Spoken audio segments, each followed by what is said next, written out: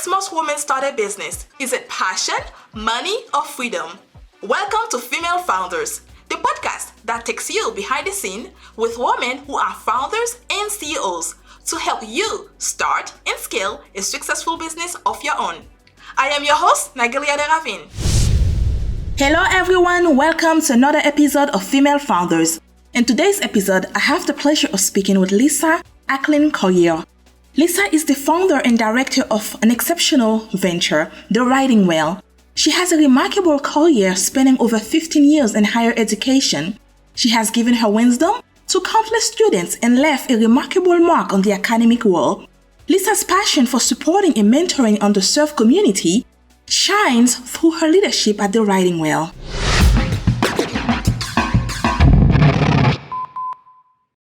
What a pleasure to have you here with me today, Lisa. I'm looking forward to learning more about your work and what you are doing to helping other people as well. So can you tell us more about your background and your journey to academia, writing, editing, that led you to establish The Writing Well? Yes, thank you so much, Nagelia, for being able to be here and talk with your listeners and your readership for WOMEL and for WOMLead. So my journey is organic, and I know we're going to get into that, but it's step by step. It's not anything that I said to myself, hey, let's go out and let's create this business. My career is actually dual. It's in academia as well as in ministry. And so when I decided to leave my university position, I thought to myself, what am I going to do? And interesting enough, a lot of people came to me and said, could you look at this for me in terms of their writing? And so because of that, The Writing Well was born. And it is something that reaches out to both academic and ministry clients to provide them with superior writing services, different solutions, and then also collaborative partnerships. But now, why academia? Why did you choose that? Is that a passion? Is that something that's from your childhood? Where is it coming from? Yeah, that's a great question. So I was raised on a farm in the Midwestern United States. And back then, we had maybe 3 television stations, none of which I was allowed to watch unsupervised. So as you can probably imagine, I did a lot of reading as well as other things. And so when I graduated, I decided, you know what? What better thing than to turn on students to reading as well? And so I went back for my master's degree after a short stint somewhere else. And that really provided the impetus. Like I said, it's just been a step-by-step process. But working with students has helped me to understand what they need, what they don't have, and what I can provide them moving forward. But when you start in your own company, there's a purpose behind it, a reason behind why you want to leave your well-paid job, your passion behind, and to go start something completely new that you're not used to? I want to be completely frank, Nagelia, with both you and your listeners and your readers, because I felt like I had failed. I had started a program at my university with the help of my team in order to move underserved students from one point to the next in order to help them retain at the college level and be able to graduate. And while the program went well and we showed that it was going incredibly well and students were saying to us, keep this going, it's working for us. The problem was we did not achieve full-time funding for me. So after a year, I stepped back and said, okay, I don't think this is going to go through. And as a result, that's where The Writing Well was actually born. And in some ways, you could say it was kind of born in a place of failure because I said to myself, I've done all the right things. Why have I not been able to move this forward? And so somebody said this quote to me recently, and I just think this is amazing. She said to me, you know, Lisa, it sounds like what you did is like an arrow. When you pull back the arrow, then you can shoot further and you can shoot straight. And I felt like I did that. I stepped back from everything. I completely resigned. And I asked myself, what do I do well in order to move ahead? And so when everybody started coming to me, past colleagues, different writers started to come to me and say, hey, could you take a look at this? After a while, I started to go, wait a second, this might actually be a business. Yeah. That's what it came out of. But when you say that you felt like you failed the program, and did you learn anything what's the reason behind it that make you feel that way? Or what could you have done better to make the program succeed? Anything like that for the past few years? Absolutely. When I pulled back, I had to ask myself some tough questions. What did I not do so that the program couldn't move forward? What was it about the timing of what I was trying to do? So was the timing just off?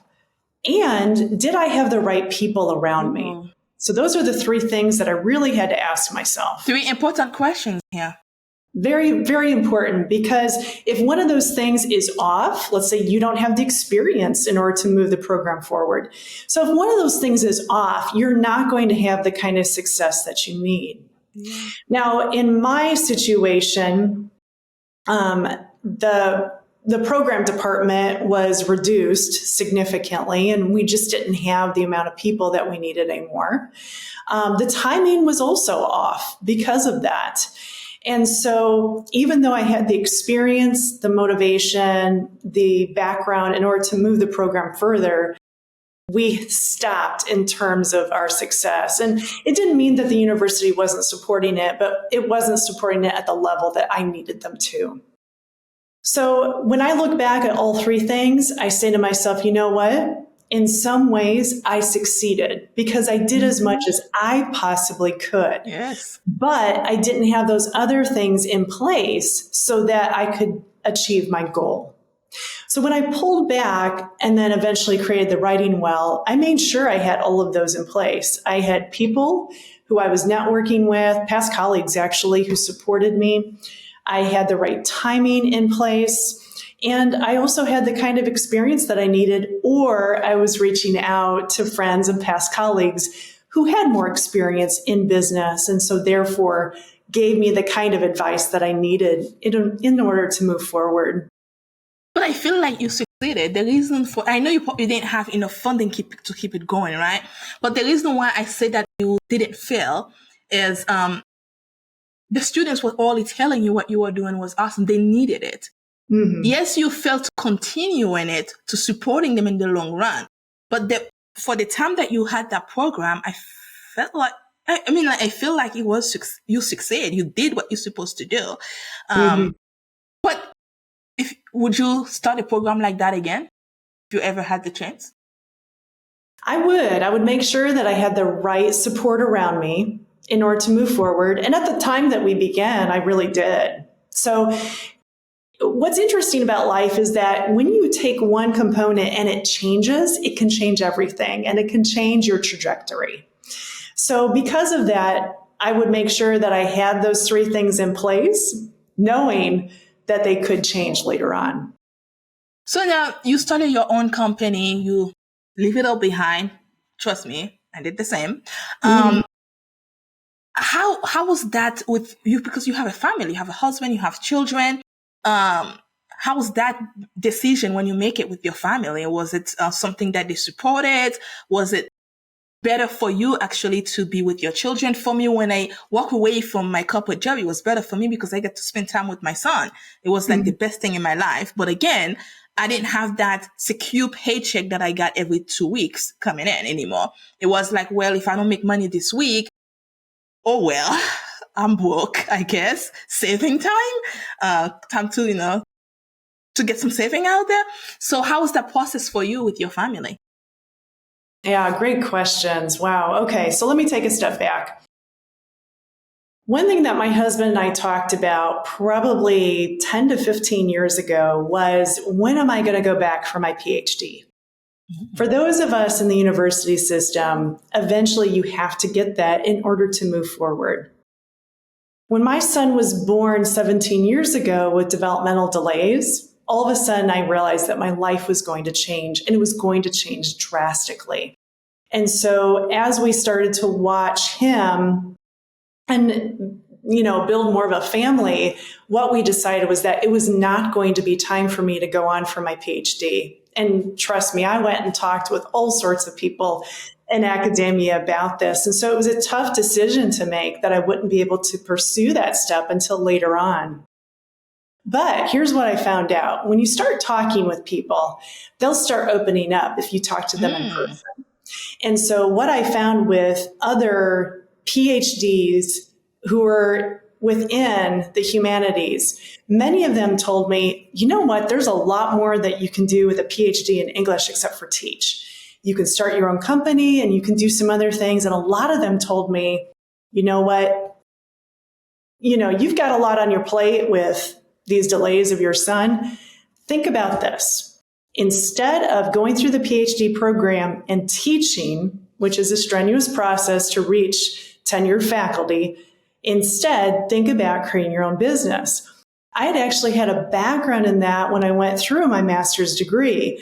I had talked with them about how do you set up a writing center at a university. So I had part of that already. The other part of this was I had a lot of mentoring in a master lead kind of team that was produced by an author who was connected with Michael Hyatt. He was really my mentor for my business because when I looked at everything that he said and I would try it, boom, it would work.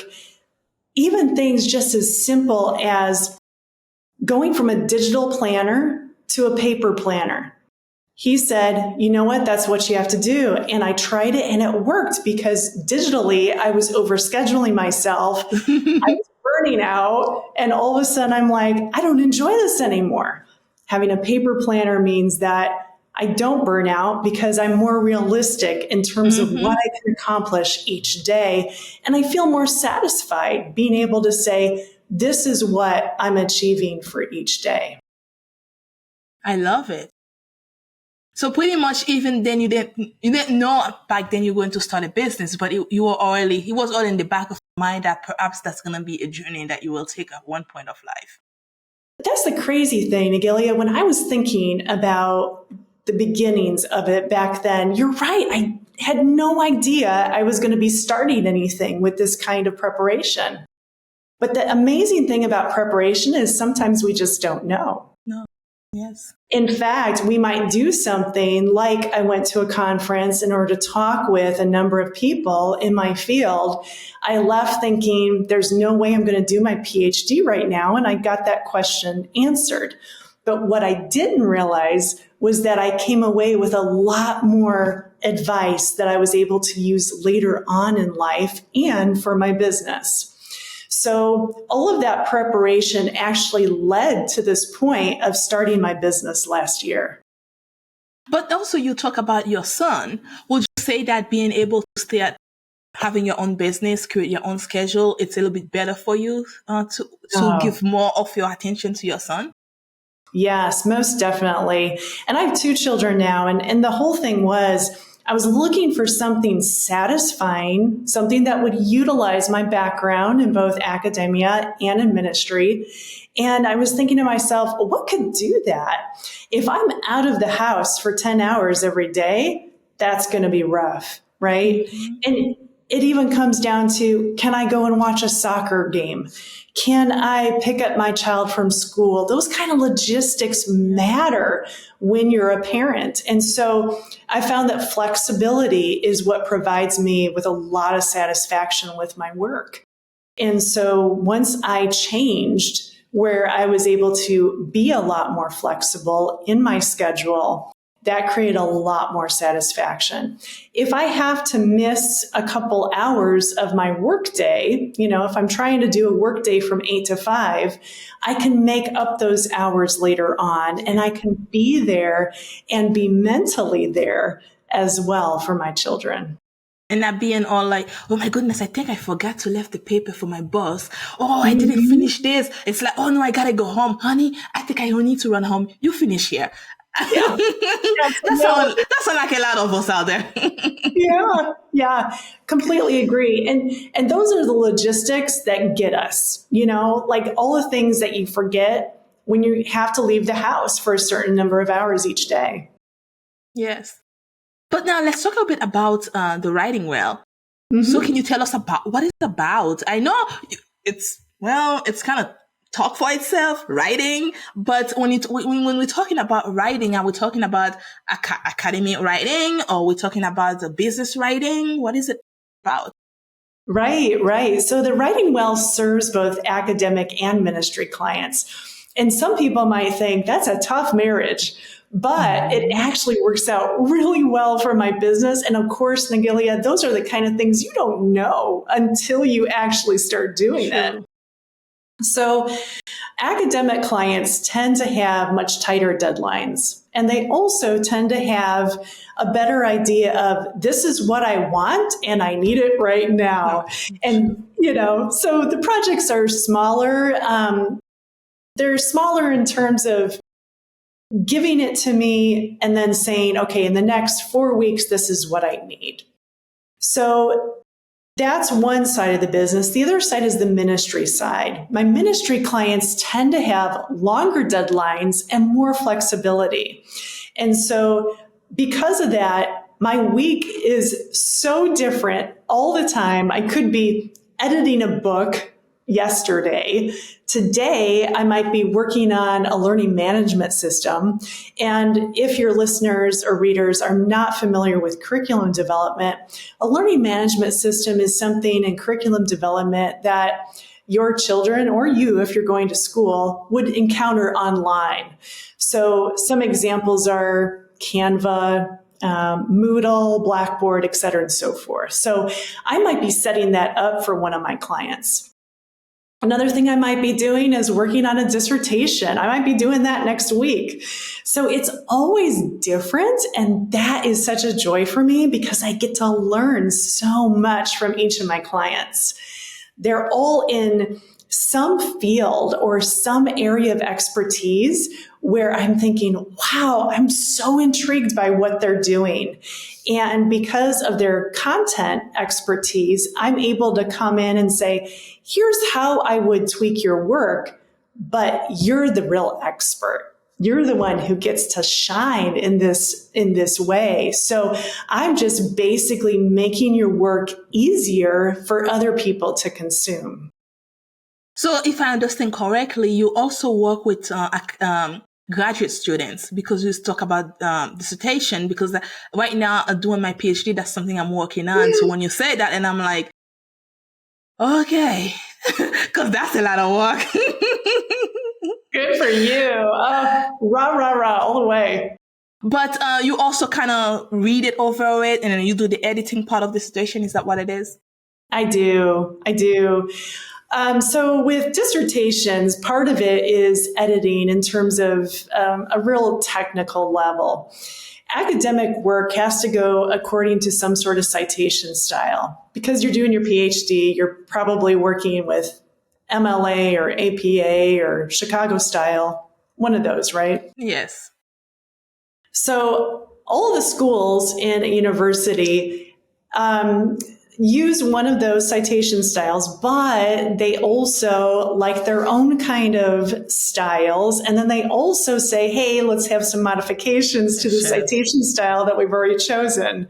So an editor has to go in with all three of those things that they know about and then be able to apply what they already know about grammar, syntax, how to form a paragraph so it's readable, and then the content development. How does that go throughout this entire work? And so as a result, it's a very technical form of editing, but it's a lot of times what students will take after they're done, and they'll create a professional paper or they'll create a book out of it. I'm just working with somebody right now who took her dissertation and then said, hey, let's make a book out of this. So it has a number of different reasons for being, but all of them are very helpful and build up the academic community. So if I understand correctly, you can also help taking that and to a book itself.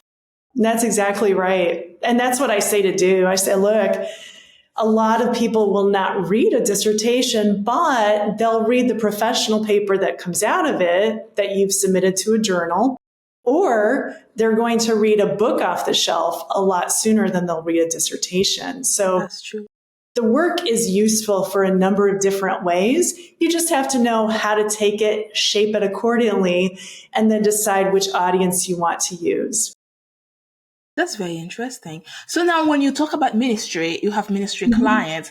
Are they business owners or where you have to write? When we talk about business, we're talking about articles for the website. Are we talking about maybe copywriting for the website, the bios and things like that? So my ministry clients are actually more interested in marketing, how to present themselves to their audience. They're interested in website development. And then my current client right now, we're actually constructing a ministry program through an LMS. The one that we chose was Pathright. And so we're constructing it right now. And so that is really neat. I mean, You've heard me talk about building things. I love to build things. And so that's what this is all about. It's about building something to be useful for their community. And so I love that whole thing. I'm going to be teaching within their program. And it's all about helping pastors be able to have more capacity and have better training. So right now, it seems like you have two target market, but now let's say I'm not a pastor. I'm just me. Would you still be able to take me in as a client, or do I need to be into ministry? Yeah, that's a great question. Well, I either help individuals or I help organizations. But, in the end, it's all about partnering with certain people, right, Nagilia? I mean, It's all about that relationship. And so a lot of times what I've found is that my best clients are the people with whom I've already worked. And so when I go back over the past year of who I've helped and when, it's really been, how have I partnered with this particular colleague in the past? And how do they need my help right now? So what's interesting about my business that's probably not similar with a lot of other small businesses owned by women is that I have a very niche market. I have a very good idea of who I'm serving. But because of that, I'm able to really understand how they need to be served. And I think there's three things overall that I see that they come to me for. One is, just the writing help. A lot of people say, I have a great idea. I've kind of worked it out, but I don't like writing, or I'm having trouble fleshing out this idea. Can you help me? So that's one part of it, is just the grammar, the writing, and all of that. The second part is the theological help. And so because of my background in theology and ministry, I'm able to help out with that. And then the third thing is the technical expertise. I found that a lot of people kind of struggle, especially when they're digital non-natives, which you would expect to be anybody around my age and up, really.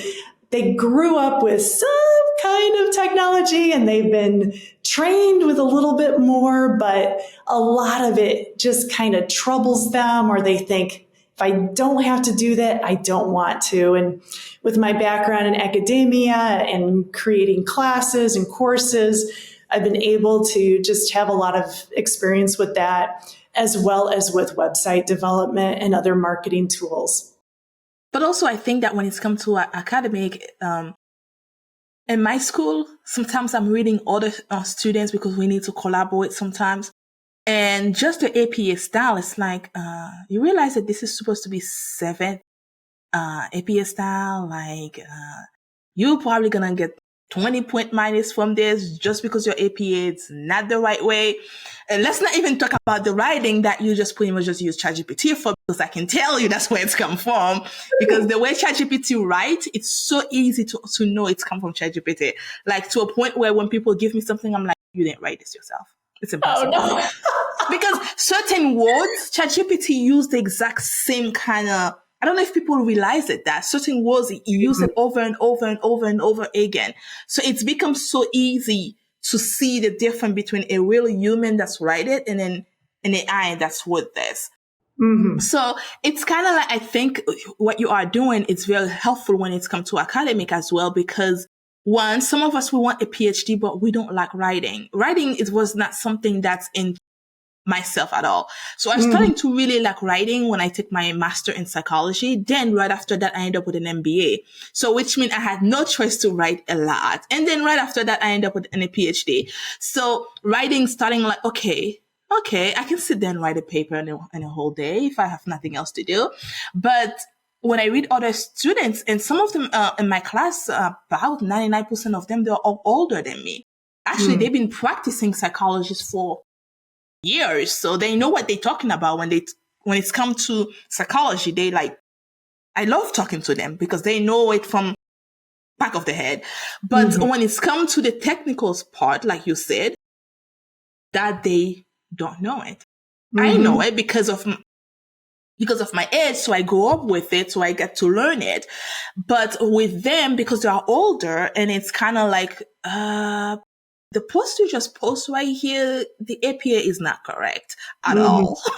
And sometimes when they're posting too, they will do it in a style like they were writing a paper, but it's not really, they don't really need to do that with a post. It just needs to be normal, just have the proper APA and citation properly. So all I'm saying is that I feel like if you just create a course also for the people that don't know, just little tiny thing they can learn. But because I felt like teachers usually just say, this is wrong, and you're a PhD student, I'm not going to babysit you. Go figure it out on your own. I got that a lot. One teacher told me that she took about 5 points away from me. And I was like, can you tell me why you took that 5 points away from me? She said, your APA was wrong. I'm not impassable. So I reached out to the school and I sent my paper to the library of the school. And I said, can you guys let me know if my APA is wrong? And they come back and say, your APA style is perfectly fine. You follow everything. And I come back to her again. And she never replied back to me until the class was ended, because I guess she felt embarrassed because she didn't want to give me 100%. So she find a way to take some point out, but her excuse was never really right.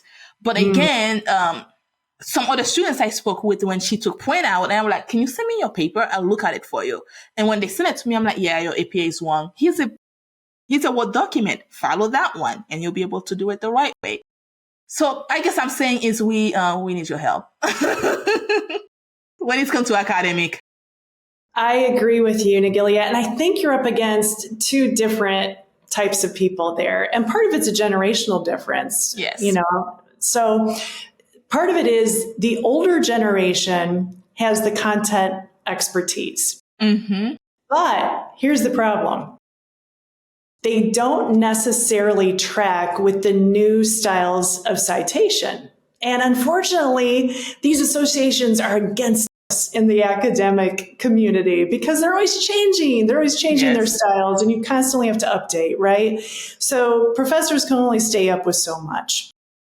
So that's part of it. And the second part is the younger generations are so much better with technology, digital tools, understanding those kind of styles. And so what's interesting about that is you've got these two types of people coming together, and one part has the content expertise and the other part has the other things, the digital tools that are necessary.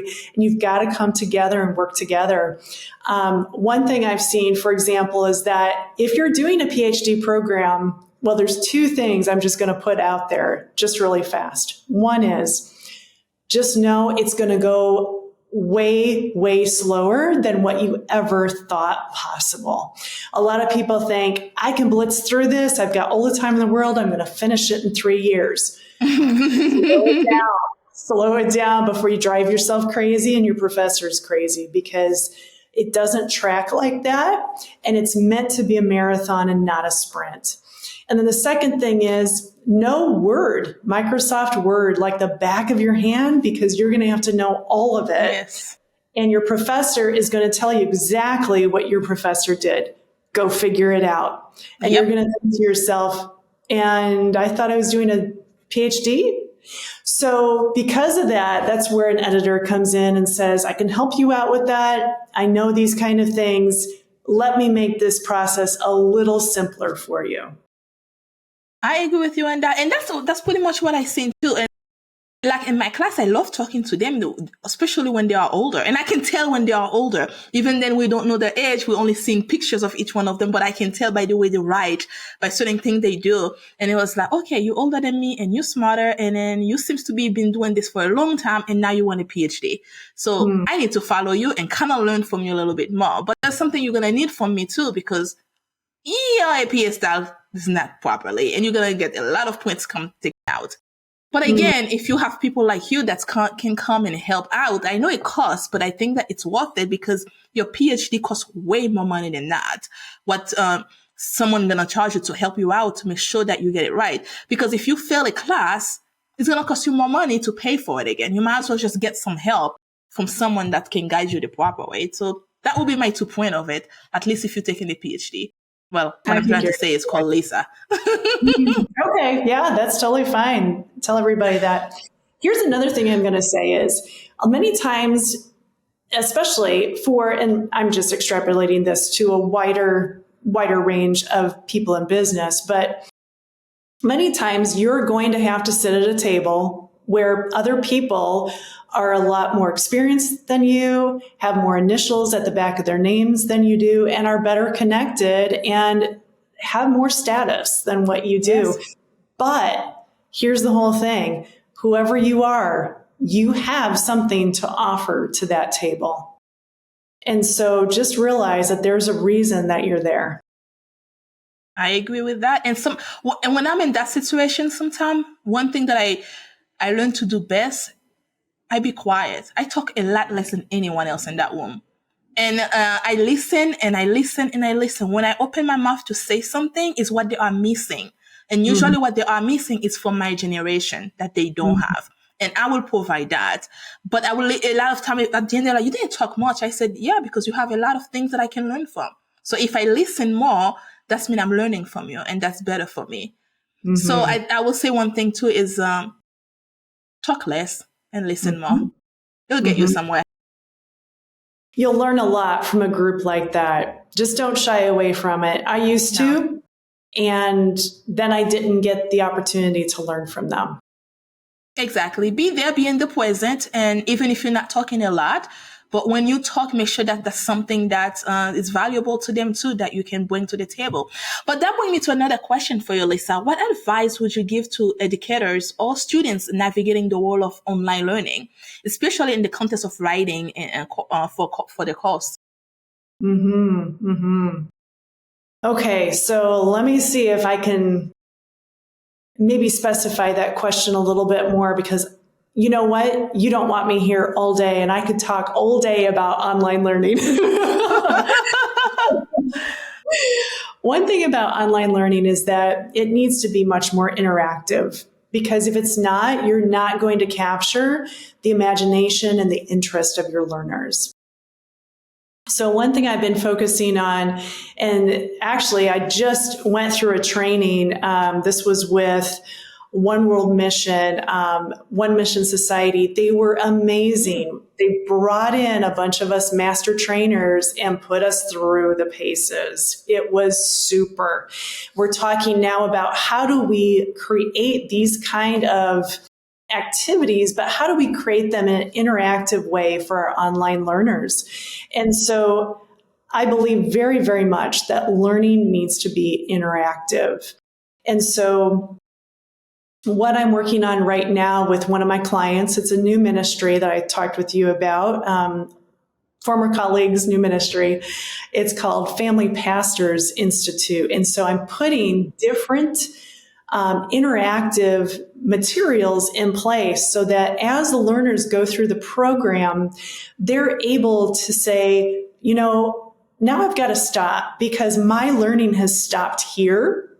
I now have to go interact with the people in my congregation or the people in my ministry, and I need to work this out with them first before I go on. And so we're putting a lot of those things in place throughout the program. I think it's going to be very beneficial. I think so too. And I like what you said too. It needs to be interactive. It's definitely yes. Especially when you're online, you don't get to see. When you're in class in person, you get to network, you get to talk to other students and then be on the face of the teacher and ask questions. And when you're online, it's completely different. You send a message, you're just sitting there waiting. How long that's going to take? God. So I think making it where we can interact with one another, reply to each other, and then put our thoughts out there, it's helpful. Absolutely. You really want to create active learners. There's so much of a temptation to stay passive in an online program. And so good curriculum development doesn't allow a learner to do that. It makes them break out of that groove, really interact with their cohort, which is a similar way of just saying their group that they're learning with, and then be able to actually take what they're learning and interact with their community wherever their locality is. But one thing also you mentioned earlier is you work with international ministries, writers from many different, it seems like different backgrounds, right? So wouldn't that be a challenge for you, especially if that's someone's second language? I've always worked with international students as well as international ministries. And actually, Gilia, you just touched on one of my really strong passions. I love that. But let me tell you all a little thing that's going to help you if you're writing or communicating with internationals. And that is, in America, we love our idioms. Don't we? We love our idioms. Here's the issue, though. I'm in the Midwest. We say different things in the Midwest than what is said in the South, than what's said in the Northeast or the Northwest. And because of that, I might be writing something and then all of a sudden I've lost my audience. Why is that? Well, this is the first time that they've encountered that idiom. And so as you're writing, you don't want to lose your reader, because guess what? Your reader can put the book down. They can put they can close the computer. They can do a lot of different things, right? And so losing your reader right there is a big mistake. And so I always tell people, get those idioms out of your writing as much as you can. So that's probably the first thing that I would tell people. The second thing is look at the images that you're using. One of my passions too is the relationship of image to text. And so make sure that whatever audience that you want to talk with, you're using the right images for that. I've been really surprised by different images that people say, that is incredibly American, or that doesn't speak to my culture. And so part of my work is talking about art direction. How do we make sure that we're as inclusive as possible with the art that we're using? But are you still mentoring right now, students? I'm not really doing that so much. I was doing a lot of faculty mentoring in my university position. With students, I'm basically working with doctoral students now. So I went from underserved undergraduate students to all of a sudden now doctoral students. It's a big shift, but it's been a lot of fun. So now, do you have any exciting projects or something new you'll be adding to the company that's coming out soon? Yes, I do. One book that I just finished for a client with my former university, Indiana Wesleyan University professor, Dr. Lisa Parker, just wrote a book on emotional intelligence. That's going to be coming out soon. A second thing I've been working on actually goes back to that first point that you raised about my family life. For Family Pastors Institute, I'm going to be teaching for them on ministering to families with children with disabilities. And so I'm going to bring in not just what my son has dealt with, but also physical disabilities, which I also have some background with. So I can't wait to do that. That's kicking off in 2024. It's a brand new program too. Sound like you're going to have a lot of fun. I am. So where can our listeners go find you if they need your help, your support for any type of services that you are offering? Yeah, thanks for giving that pathway. Just two right now on LinkedIn. I'm at Lisa Ackland Carriere, or my website is www.thewritingwellconsulting.com. So my company is The Writing Well. My website is thewritingwellconsulting.com. Well, thank you so much, Lisa, for giving me the chance to talk to you. Anything else you'd like to share with everyone else that's going to be listening before I let you go today? Yes, definitely. I would just say become comfortable with hard things. Going as a woman into your own business is going to be hard, and just expect that right off the bat. So one of the things that I've done to just deal with that whole tension is my colleagues from Trinity International University and Indiana Wesleyan University have been enormously helpful. And even a former colleague provided this office that you can see beside me. So that has been enormously helpful. And one of my key goals for 2024 is creating those kind of networks that it's going to help the Writing Well thrive and survive well and move on into a whole new, whole new growth aspect. And so make sure that you as a small business owner are reaching out for those networks, for those colleagues, for those people who will help. Even if you don't like asking for help, that's going to help your business grow and thrive. And I'm guilty of that. So I can't really say anything bad because I'm also guilty. It's hard to reach out asking for help. But over the years, I've been trying my best to, even if I don't do it a lot, but once upon a time, you'll see me reach out to someone and say, hey, do you have 5 minutes of your time? I think I need your help. It's good to always reach out for help. But one thing for sure is that don't overuse your connections. Don't reach out to them all the time. Say, give me. So I have connections that I created. You will see me send a message, say, hey, how you doing? That's pretty much it. I don't ask for anything because I know at one point of time, I'm going to need you and I want to save you for the perfect time to reach out. So you can't really say no to me because that's the first time I'm doing it. Probably will be the last time too.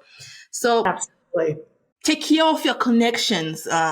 Be there, but don't be the person that just, how would I say that without being, don't be a pain in the ass, I guess. Mm-hmm. Definitely. And always, always, always say thank you. If I'm asking for more than 20 minutes of somebody's time, I'm going to be thanking them, not just through an email, but I might be sending them a gift card. I might be saying, hey, what can I help you out with in terms of your writing needs? I want them to feel like this is a supportive partnership and not just me asking for something. Oh, yes, I completely agree with you, Lisa. I appreciate what you do. And I'm pretty sure I probably will be bugging you at one point of time because you get stuck with me. But what you are doing is awesome. And as women, we need to stick together and help one another, but don't abuse each other. And I think that's the key to creating a great partnership. And you'll be surprised. There's a lot of smart women out there. Trust me, I met tons of them. And I appreciate what they do. And I just keep watching them and keep saying hi all the time. And because I know one day perhaps I'm going to need their help, or maybe they're going to need my help before I need their help. But at the end of the day, let's support one another and reach out when we need it. I appreciate you, what you are doing, and keep doing it. Thank you so much, Nagilia. This has been a true joy. Thank you for listening to Female Founders Podcast. That's it for this week's episode. Be sure to follow us on your favorite podcast app or connect with us on womel.com so that you don't miss our next episode. See you next time. Bye for now.